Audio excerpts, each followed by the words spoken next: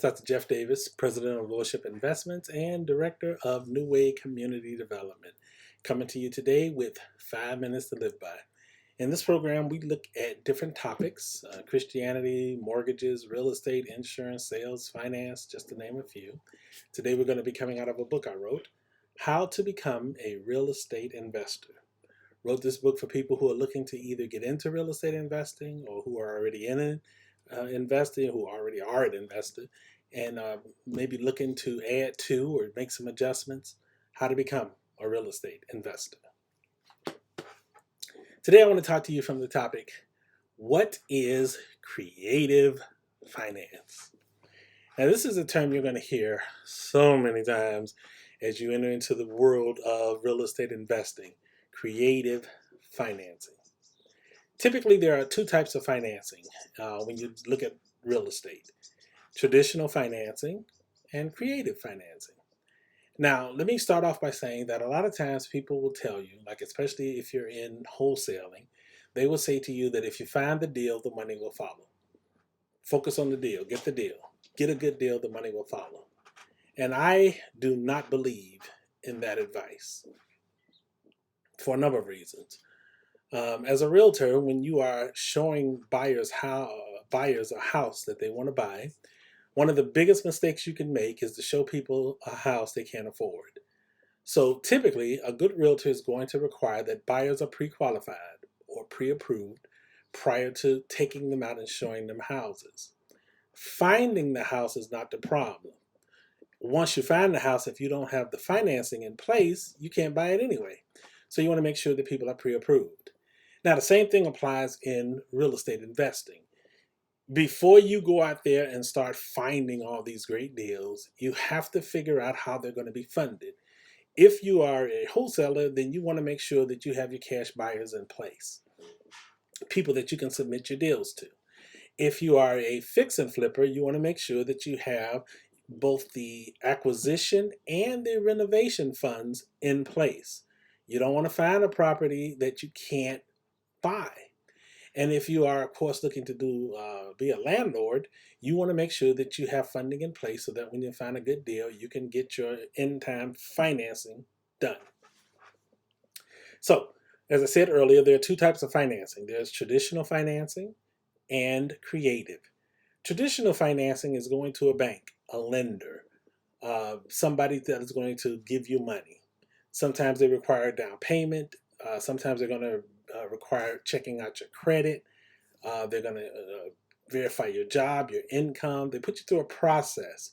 If you're buying investment property, they're also going to want to know numbers on the building you're buying. And they usually want to see your tax returns to see how your present portfolio is doing. So you have to be able to present this information if you desire to be approved for traditional financing. And for most people, that is the way that we buy. We go out and we traditionally get the money through banks or lenders. Creative financing takes you into an entirely different realm because it typically doesn't use traditional finance sources. So let me give you an idea of three different ways, an example of three different ways that you could use creative financing. Number one, owner financing.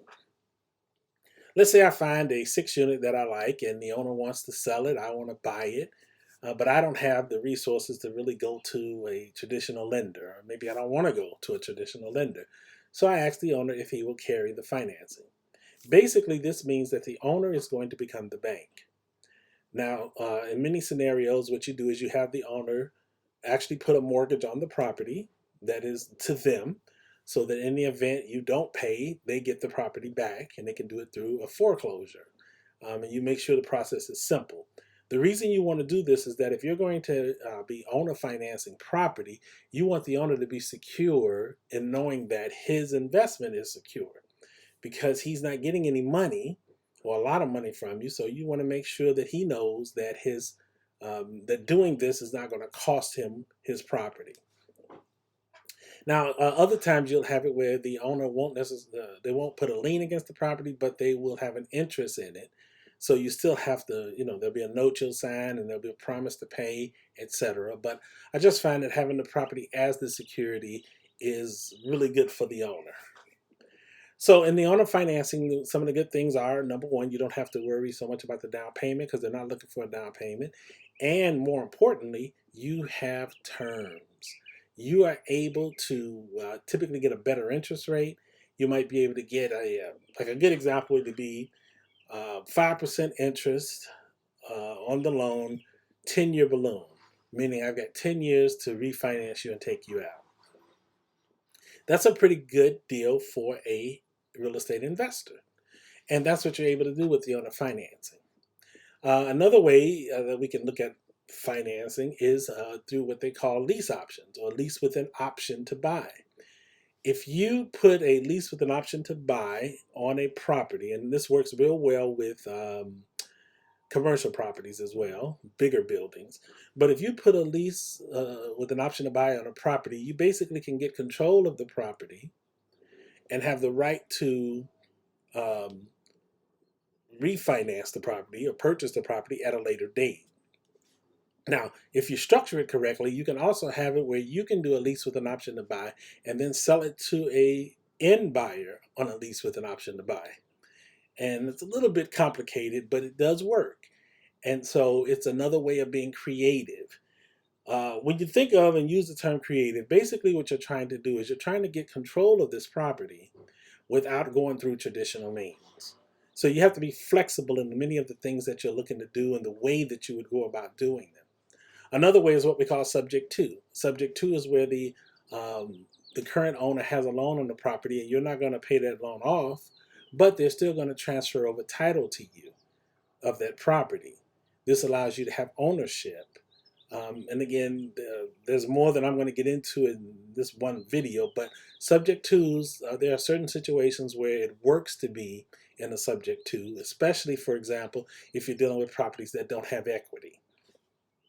Because with no equity, your options of doing things are going to be pretty limited. And so a subject to as an investor kind of gives you a way to be able to stay on top of how things are being done and things will be done regarding that deal. So that's just three ways of looking at creative financing. Lease options, subject tos, owner financing. Now I want to take you into the mentality of the creative financing investor. When you're looking at a deal and the numbers make sense, you want to put on your creative finance hat. Sometimes, for example, you look at a property where the seller is motivated and they need to sell, but it doesn't fit into the guidelines of a traditional wholesale deal. Maybe there's not a lot of equity. It's not a traditional fix and flip. Maybe you're looking at this and again, there's not enough equity or means for you to be able to get the money to actually fix the property up. Or it could just be a situation where you're looking at it and saying to yourself, I can see cash flow, I can see potential, I can see I'm going to have to put some money into this, or I can see that I've got to put a tenant in here to make it work, but it's not going to work in the traditional way of doing things. A lot of times you'll have sellers that have properties that have not sold for a number of reasons. And, we can look at those different reasons, but the bottom line typically is because people are trying to figure out a way to make it work traditionally and it doesn't work. If a property doesn't have a lot of equity, you really can't get a realtor to sell it because their commission is going to come out of that equity. And if there's no equity, they know they're not going to make a commission, so they typically won't deal with that property.